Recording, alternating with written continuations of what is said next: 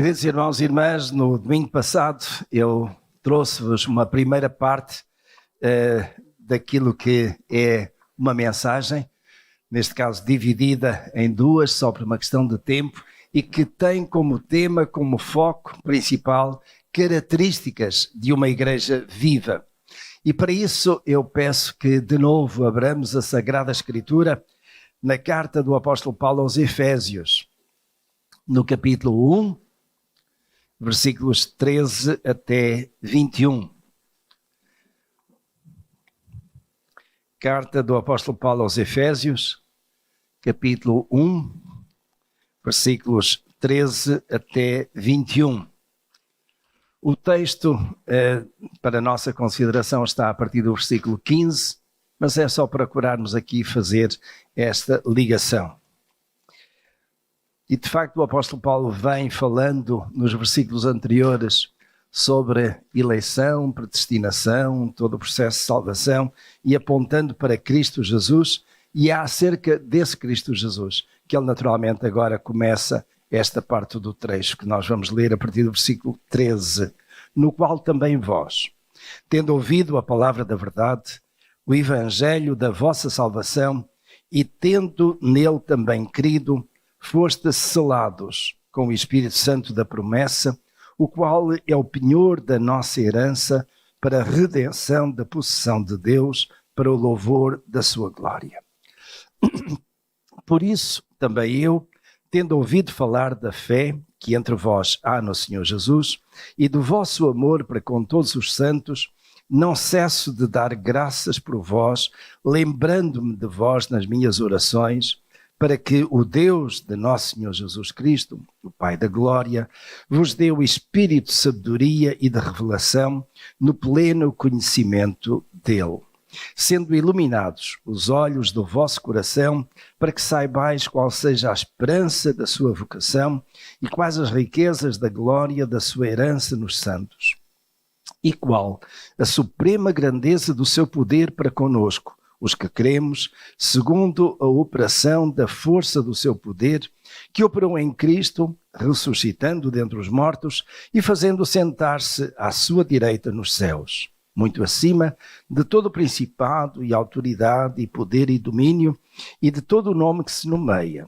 não só neste século, mas também no vindouro, e sujeitou todas as coisas debaixo dos seus pés, e para ser cabeça sobre todas as coisas, o deu à igreja, que é o seu corpo, o complemento daquele que cumpre tudo em todas as coisas. Queridos irmãos, a epístola do apóstolo Paulo aos Efésios tem sido considerada como o manual doutrinário e ético da igreja cristã.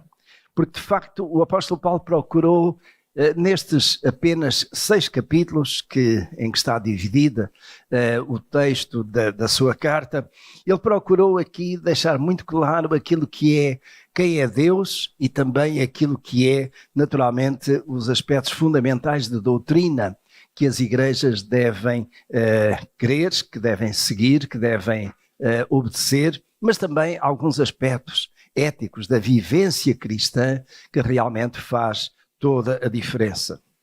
Na semana passada nós olhamos então para alguns aspectos que o apóstolo Paulo menciona aqui relacionados com características da igreja viva ou de uma igreja viva.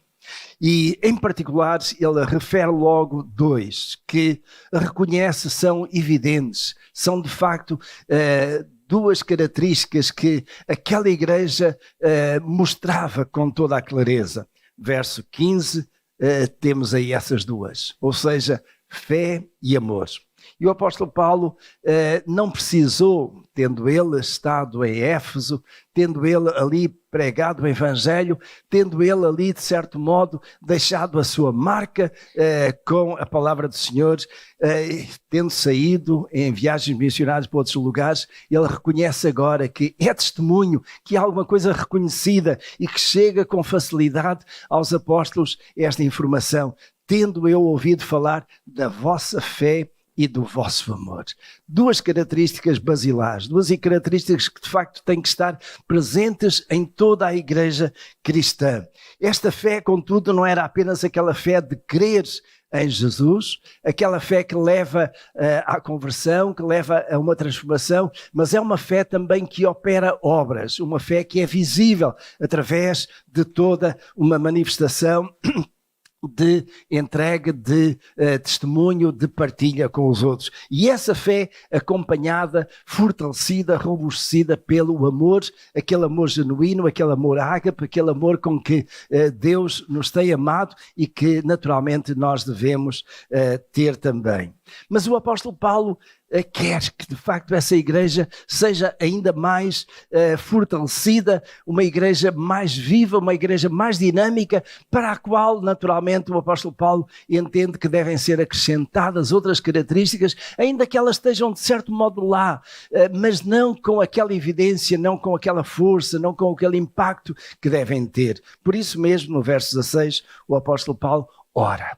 E ele ora de uma forma insistente, ele ora continuamente. Aliás, o apóstolo Paulo gastava muito tempo em oração pelas igrejas por onde ele ia passando e também pelos lugares onde ele não tinha chegado e que nas viagens missionárias seguintes ele queria alcançar.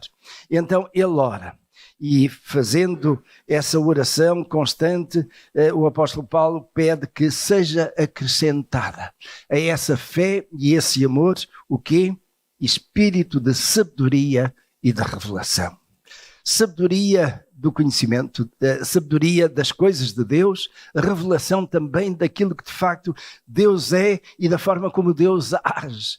E às vezes nós podemos ter esta informação do que Deus é, das suas características, mas nem sempre percebemos como Deus age e da forma como Deus de facto se manifesta no nosso meio, os tais mistérios de Deus, a manifestação extraordinária de Deus. E para isso o apóstolo Paulo naturalmente faz oração para que o espírito de sabedoria e de revelação sejam características, sejam permanentes, sejam bem evidentes naquela igreja de Éfeso e naquela igreja de Éfeso, naturalmente, que serviria para todas as demais, incluindo a nossa. E ele depois acrescenta no verso 18, que sejam iluminados os olhos do vosso coração para que saibais qual seja a esperança da vossa ou da sua vocação e quais as riquezas da glória da sua herança nos santos. Então, a fé e amor, o apóstolo Paulo acrescentou sabedoria, espírito de sabedoria e de revelação e agora também esperança. Esperança que naturalmente é de extrema importância num mundo tantas vezes é confuso, tantas vezes é complicado, tantas vezes é tão destruidor e demolidor de valores, em que às vezes parece que tudo nos leva a um desespero, a não acreditar mais, a não esperar mais nada de bom deste mundo, mas na verdade a esperança que nós buscamos das coisas de Deus. E foi até aqui que nós considerámos a semana passada. Considerámos então estas 4 características, mas o apóstolo Paulo deixou aqui 3 outras mais para nós considerarmos hoje. E aí passamos ao versículo 19.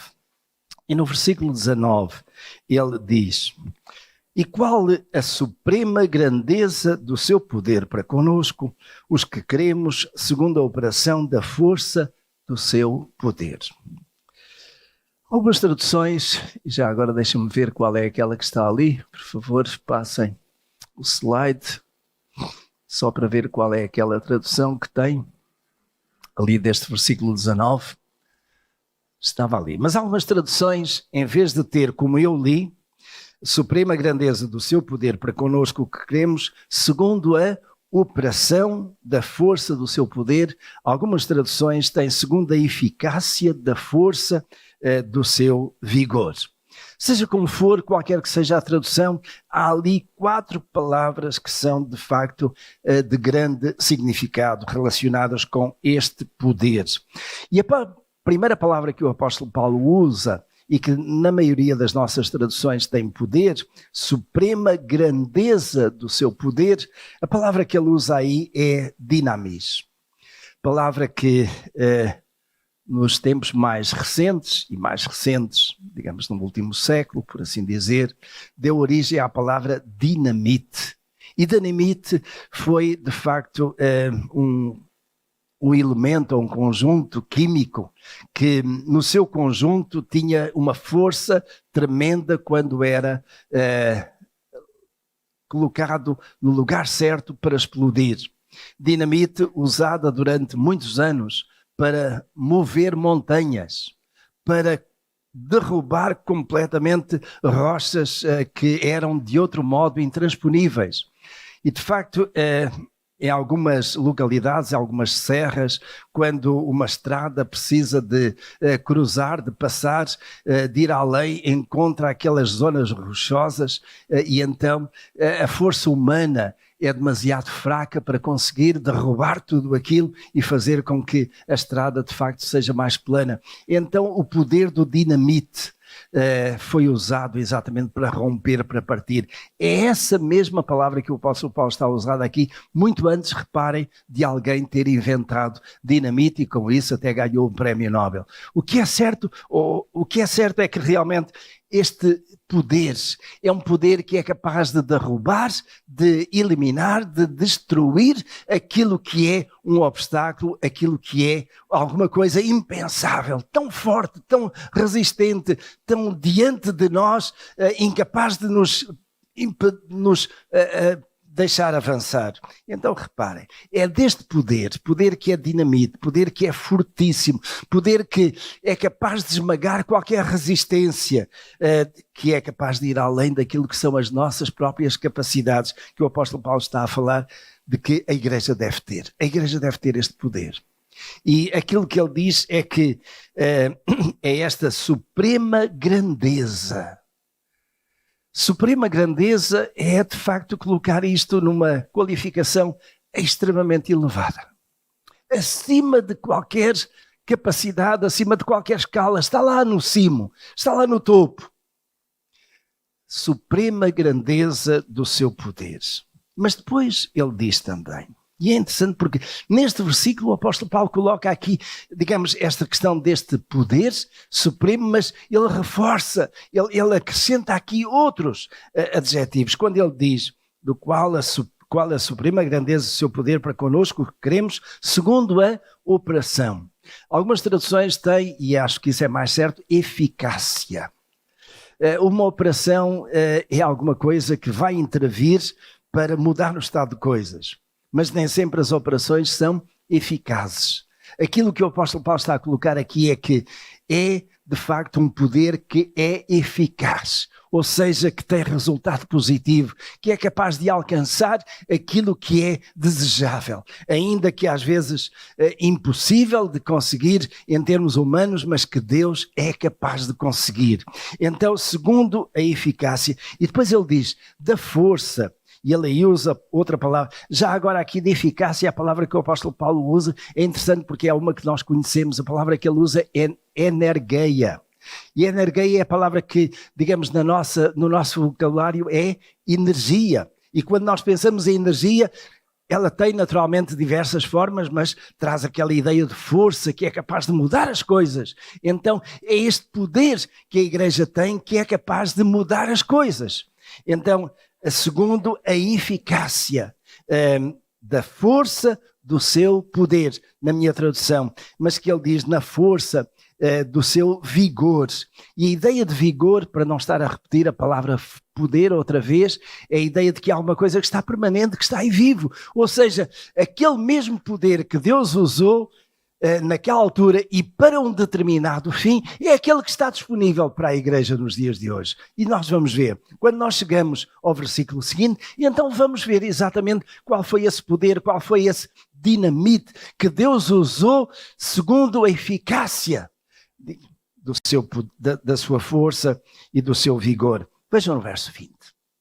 Esse poder aí, o que é que fez? Operou em Cristo o quê? A sua ressurreição. E, meus irmãos, reparem, aquilo que é impossível aos homens, pelo poder de Deus foi possível. Aquilo que era uma barreira intransponível, aquilo que podemos dizer era uma muralha de pedra que estava ali, foi completamente derrubada, arrasada. Para quê? Para que a morte pudesse ser vencida. Aqui está exatamente este poder de Deus que operou segundo uma eficácia tremenda e que fez com que um morto tivesse ressuscitado. Meus irmãos, esse poder hoje continua disponível. Porquê? Porque ele pertence a quem? A Deus. Mas esse poder hoje está disponível também para a igreja. Agora, atenção, vamos aqui deixar as coisas muito claras. Não significa que a igreja que tem este poder vá por aí a ressuscitar os mortos todos os dias. A igreja não compete ressuscitar os mortos. A igreja não compete ressuscitar os mortos físicos. Mas sim a igreja compete ressuscitar os mortos espirituais. E meus irmãos, às vezes eu não sei se é mais fácil um corpo moribundo passar a vida com todos os cuidados médicos e medicamentosos, com todo aquele que é o conhecimento humano, ou alguém que tem um coração tão duro, tão fechado, ser tocado pelo Espírito do Senhor e quebrar essa pedra dura. É interessante porque, a propósito de coração duro, lá no texto do Antigo Testamento, Deus fala de que com o seu povo que tinha de facto um coração duro tantas vezes, o povo que tinha visto milagres, o povo que constantemente via os sinais de Deus, ainda assim tinha dificuldade em crer. Deus diz que iria tirar o coração de pedra e colocar um coração de carne. Um coração de pedra duro para a palavra de Deus, substituir por um coração de carne sensível. Meus irmãos, isto é poder. Nós podemos partilhar a palavra de Deus com os nossos amigos, com os nossos familiares.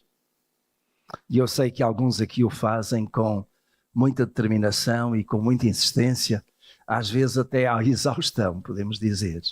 Até chegar àquele ponto de considerar, não vale a pena. O meu marido, minha esposa, o meu filho, minha neta, aquele familiar, pessoas que eu quero tanto, têm um coração duro de pedra. Mas o poder de Deus que ressuscitou Jesus, que venceu a morte, tem poder para penetrar-se esse coração de pedra e transformar-se. E meus irmãos, nem é preciso irmos muito longe. Basta olharmos para nós, porque alguns de nós fomos assim. Tivemos durante um tempo um coração duro de pedra para as coisas de Deus, mas o Espírito do Senhor quebrou esse coração. É esse poder que está aqui disponível à igreja, não para ressuscitar mortos físicos, porque isso Deus vai fazer, mas para ressuscitar mortos espirituais. Isto é trazer à vida aqueles que estão separados de Deus, porque de facto a separação de Deus é isso mesmo, é morte espiritual, e nós estávamos mortos espiritualmente falando. Mas pelo poder, pela graça de Deus, Ele operou com esta energia transformadora em nós. E nós, que estávamos mortos espiritualmente, passámos a ter vida.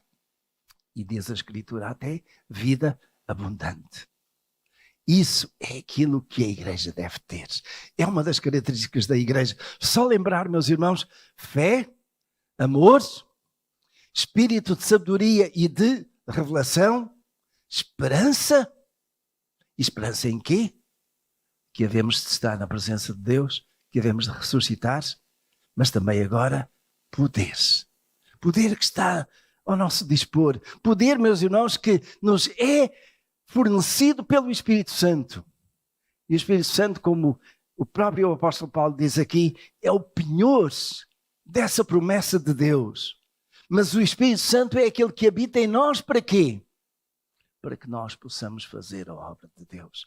Lembram-se, há uns domingos atrás, eu usei o texto no Evangelho de João, capítulo 9, acerca exatamente daquilo que é a missão da igreja. E na missão da igreja, aquele versículo que está lá, que eu li e que os irmãos porventura lembrarão, é importante, é urgente que façamos as obras daquele que me enviou enquanto é dia. A noite vem quando ninguém pode trabalhar. É urgente que façamos. E para fazermos as obras daquele que enviou Jesus, nós precisamos de quê? De poder. Mas juntamente com o poder, já precisamos de ter o quê? Fé, amor, espírito de sabedoria, de revelação, esperança. E este é o poder do Espírito Santo que nos é assegurado. Por um lado, transformando a nossa vida, mas por outro lado também usando as nossas palavras, o nosso testemunho, para quê? Para continuarmos a acreditar que aqueles que estão à nossa volta, que ainda têm um coração duro, esse coração também vai ser quebrado pelo poder do nosso Deus. Já temos aqui 5 características de uma igreja viva. Eu falei em 7. Temos 2 mais a seguir. E a seguir, o apóstolo Paulo menciona, ainda aqui, permitam-me, porque é tão interessante e tão importante. Este mesmo poder, veja no verso 20, que operou em Cristo, ressuscitando dentre os mortos, fez ainda uma outra coisa. E eu não podia deixar passar, e já estava a ir para diante. O que foi? Fazer sentar Jesus onde? À direita do Pai. E isso tem a ver com a ascensão de Jesus. Meus irmãos, às vezes nós esquecemos esta parte tão importante daquilo que, no fim de contas, foi a obra de Deus em Cristo Jesus. Nós mencionamos a cruz, sem dúvida, mencionamos a ressurreição, mas depois esquecemos de mencionar a ascensão. Jesus foi assunto aos céus, sentou-se à direita de Deus Pai, e ele ali está onde? À direita de Deus Pai para fazer o quê? Intercedendo por cada um de nós. E isso faz parte do poder de Deus. E é o poder também que está à nossa disposição, porque quando nós oramos, quando nós rogamos ao Pai, fazemos-lo em nome de quem? De Jesus. E onde é que está Jesus? À direita do Pai, intercedendo por nós. Então, quando nós testemunhamos, quando nós falamos de Jesus aos outros, quando nós, como igreja, temos toda a nossa dinâmica, toda a nossa projeção, toda a nossa força, fazemos-lo não sozinhos, mas no poder do Espírito Santo, sabendo que Jesus está lá, à direita de Deus Pai. Ele mesmo disse aos seus discípulos que estaria com os seus discípulos quando? Todos os dias. Até quando? É isso mesmo. Então, meus irmãos, esse é o poder que está à disposição da igreja. A igreja não está sozinha naquilo que é a sua missão. A igreja está aí para ser colocada nas mãos de Deus. Mas para isso a igreja, cada um de nós, meus irmãos, precisa de fé, de amor, de espírito de sabedoria, revelação, esperança e deste poder. E agora, meus irmãos, olhemos mesmo assim para dentro de nós, para aquilo que, na perspectiva do apóstolo Paulo, é uma das formas de mencionar a igreja. A igreja às vezes é considerada como edifício. Pedro, por exemplo, considera que nós somos pedras vivas de um edifício que vai sendo construído, que vai sendo acrescentado com estas pedras, do qual edifício Jesus é a pedra angular, a pedra principal. Mas Paulo vem mais para esta ideia de igreja, corpo de Cristo. E é interessante porque nós aqui encontramos exatamente as 2 outras características que compõem este ramalhete de 7 características de uma igreja viva.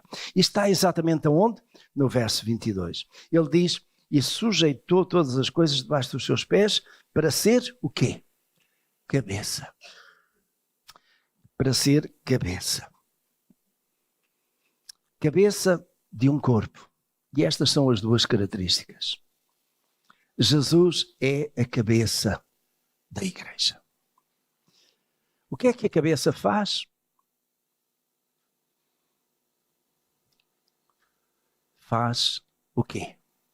Pensar, determinar, comandar, dirigir. Para quê? Para que o corpo naturalmente seja beneficiado. Quem é a cabeça da igreja? É o pastor? Não. É a direção da igreja? Não. É o corpo diaconal? Não. É algum outro membro da igreja? Não. Jesus é a cabeça da igreja. E, meus irmãos, quando nós consideramos isso, então, naturalmente, qual é o nosso lugar? Qual é o lugar do pastor? Qual é o lugar da direção da igreja? Qual é o lugar de membros que estão na liderança? Esses estão onde? No item seguinte, o corpo da igreja. Porque na cabeça não há lugar para mais. Cabeça é apenas um. E ai da igreja quando alguém quer assumir-se como cabeça, no sentido bíblico. Isto não quer dizer que o pastor não tenha a responsabilidade de governar, dirigir a igreja, espiritualmente, sim.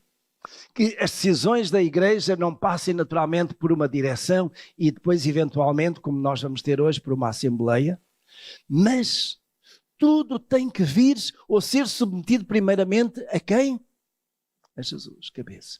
Então, meus irmãos, em termos práticos, como é que é a cabeça desta igreja? Ou seja, da Igreja Batista de Matosinhos. Como é que Cristo é a cabeça? Ele é a cabeça quando nós consultamos. Quando nós buscamos o quê? A sua vontade. E quando nós falhamos isso, nós estamos quase infalivelmente sujeitos a quê? A errar nas nossas decisões. Sabendo que Cristo não falha. Cristo é a cabeça da igreja. É bom lembrar a este aspecto de igreja aquilo que foi, e eu volta e meia menciono isto, porque acho que é extremamente importante. Quando Jesus estava a conversar com os seus discípulos e lhes perguntou: quem dizem os homens ser o filho do homem? Tu és Elias, tu és um dos profetas, tu és este aqui. E vós quem dizeis que eu sou?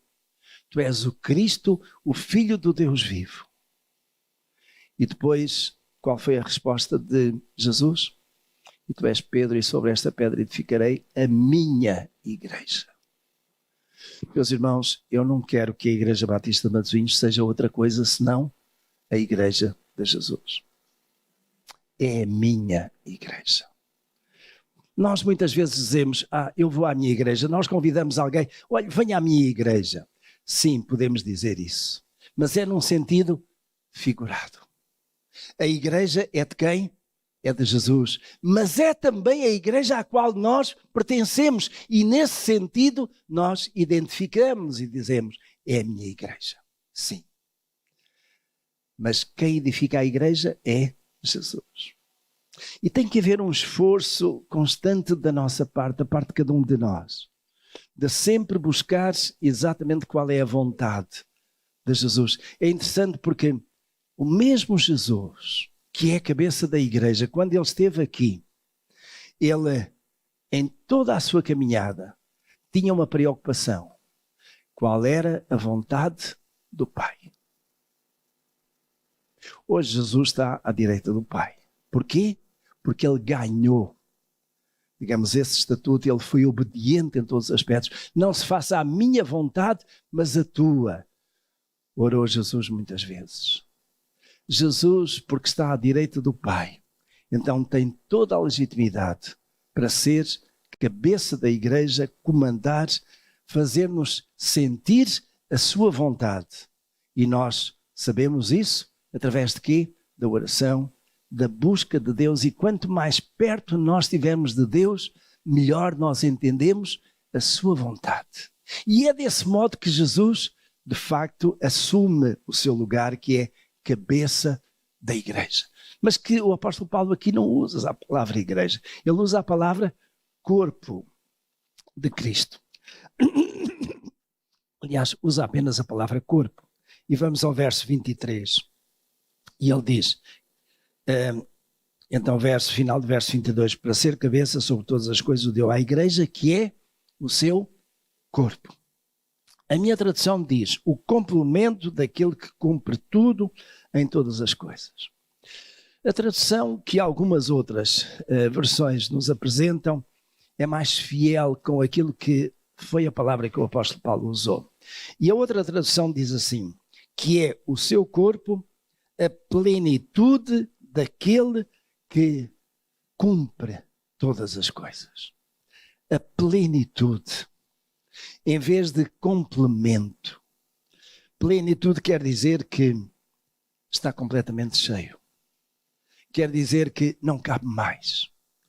E na verdade, meus irmãos, a ideia que está associada aqui é que aquilo que faz com que uma igreja esteja cheia não é ter todos os bancos, todos os lugares preenchidos. É estar cheia de quê? De Jesus. Cheia do Espírito. E isso acontece quando Cristo está presente como cabeça e dirige todas as coisas. Então, é interessante, de facto, notarmos este aspecto. O apóstolo Paulo diz que nós somos corpo. E quando eu penso em corpo, então penso naturalmente que há muitos membros neste corpo. E esses membros são diferentes. É interessante porque o apóstolo Paulo, não tanto nesta carta, mas na carta aos Romanos e sobretudo na carta aos Coríntios, ele menciona os vários membros de um corpo em conformidade com o quê? Com dons espirituais. Então, dons espirituais e ministérios são, digamos, uma forma visível deste corpo poder mostrar o seu vigor, mas também poder crescer. Ele diz que a igreja é corpo. E eu direi, digamos, neste contexto, que a igreja é corpo vivo de Cristo aqui na Terra. Corpo vivo, corpo dinâmico, corpo que se move, corpo que não fica moribundo, que não fica amortecido, mas um corpo que tem vigor. E tem vigor não apenas dentro das quatro paredes, mas sobretudo fora no dia a dia. A igreja é corpo de Cristo. À segunda-feira, à terça, à quarta, onde quer que seja, que os seus membros estão. Não apenas quando a igreja se reúne para louvar ao Senhor, para estar em adoração. A igreja é corpo vivo de Cristo. E todos, mas rigorosamente todos, que fazem parte deste corpo, são necessários. O apóstolo Paulo, não nesta carta, mas lá iremos no outro dia, na carta aos Coríntios ele diz que alguém que, lá porque é o dedo mindinho, não pode dizer, o meu dedo é pequenino, eu não tenho grande valor. Eu sou o dedo do pé, não tenho grande importância. Se eu ao menos fosse coração, se eu fosse pulmão, se eu fosse rim, se eu fosse qualquer outra coisa, você é aquilo que Deus determinou que seja. E é aquilo que Deus determinou que seja em função de quê? Do dom que Deus já lhe deu. Não despreze esse dom. Porque esse dom determina um ministério. E esse ministério é essencial para quê? Para que este corpo esteja vivo, ativo, operante. Através da eficácia do poder do Espírito Santo. Os irmãos com certeza já ouviram falar, não sei se alguém aqui alguma vez teve apendicite. Não sei se alguém teve apendicite, mas apendicite já. Apendicite acaba por ser uma dor tremenda que normalmente leva a uma cirurgia de uma pequena peça que está ali do cólon, que segundo alguns da medicina durante muitos anos era um apêndice. Ou seja, nem sequer conseguiram dar nome àquela peça porque não sabiam para que é que ela servia. Tudo aquilo que está no nosso corpo tem um propósito. Mas durante séculos, os clínicos consideraram que aquela pequena parte do corpo que estava ali doente não servia para nada, não sabiam para que é que servia, melhor dizendo. E por isso mesmo deram-lhe o nome de apêndice, como alguma coisa que está a mais. Durante anos, alguns consideraram que muito adeptos da teoria da evolução, de que aquela parte que estava ali do intestino era um remanescente de alguma coisa que, em tempos lá muito antigos, nos primórdios em que o homem ainda era macaco, foi, digamos, perdendo a sua função. Alguns são macacos mesmo. Foram perdendo a sua função. E então está ali, não sabem bem para quê. Com o tempo, talvez mais uns milénios, alguns milhões de anos, acabará por desaparecer.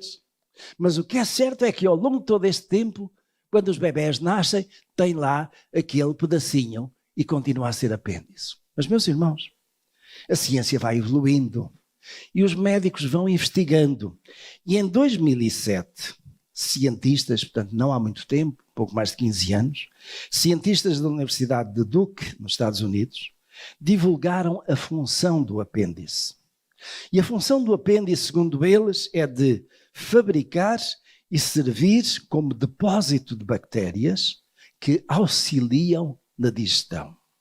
E consideraram também que, para além disso, o apêndice ali possui células linfóides que produzem anticorpos e ajudam nas defesas do organismo. Ou seja, depois de tantos anos, chegaram à conclusão que aquilo que lá está lá com um propósito. Não está lá por acaso. Não está lá porque ficou perdido, porque foi um erro da natureza. Deus, que é o Criador do nosso corpo, não erra. Ele fez tudo bem feito. Não estou a falar, meus irmãos, daquelas anomalias formativas que às vezes acontecem. Estou a falar de um corpo completo. E um corpo completo tem aquele pequeno, eu não lhe vou chamar órgão, mas aquele pequeno acrescento ali do cólon. Para que é que serve? Olha, afinal, é para fabricar, produzir e ter bactérias que ajudam na nossa digestão. Deus dá um propósito para todas as coisas. E, meus irmãos, o que é que isto tem a ver com a igreja como corpo? É que quando Deus coloca alguém na igreja, Deus tem um propósito para essa pessoa. Deus tem um propósito para si, meu irmão, minha irmã. Você não é um apêndice deste corpo. Você faz parte. E Deus quer que você esteja no seu lugar, cumprindo o quê? A sua função. Às vezes o difícil é, mas qual é mesmo a minha função? Qual é o meu dom? E, consequentemente, qual é o meu ministério? Tudo isso é um processo, com certeza. Alguns, por outras razões, se têm distanciado um pouco. Mas o meu apelo é de aproximação. É de cada um ser capaz de voltar a estar no lugar que Deus quer. Que Deus determinou. Porque a igreja, meus irmãos, somos todos nós. Somos todos nós. Você faz parte da igreja, eu faço parte. E nós precisamos, meus irmãos, de darmos as mãos, de estarmos unidos para que o corpo seja eficaz. E quando isso acontece, meus irmãos, então nós temos uma igreja potencialmente mais viva. Porque cada um está no seu lugar, exercendo a sua função. Eu sei que às vezes há momentos que levam a algum distanciamento, eu entendo isso.